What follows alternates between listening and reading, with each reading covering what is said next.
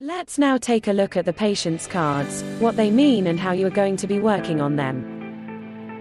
In ClickUp, navigate to the left of your screen, click the arrow next to Training Space, and then click on Genevieve.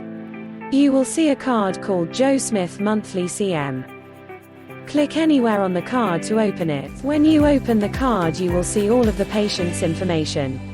Let's go through patient Joe Smith's monthly care management card.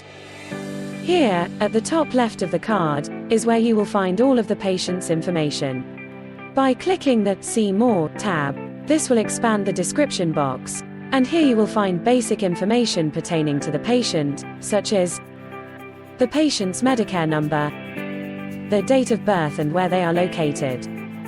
We can also see if there are any alternate contacts for the patient, as well as their ICD-10 codes, and the name of the facility that they're in, if applicable. Underneath is also a space for their social worker's details, if they have one, as well as their discharge date, either past or still to come.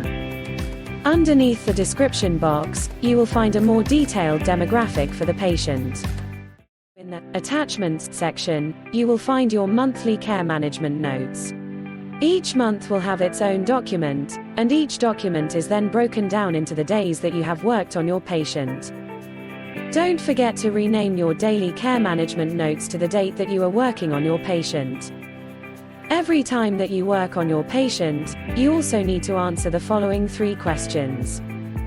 They are objective, outcome, and next steps.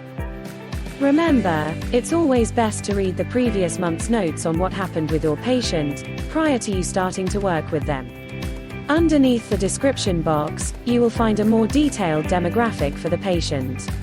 Let's go through this information line by line. The first line says Change Patient Status. This will be covered more in depth in another video, but this is where you will request a decrease or increase in the hours allocated to this patient.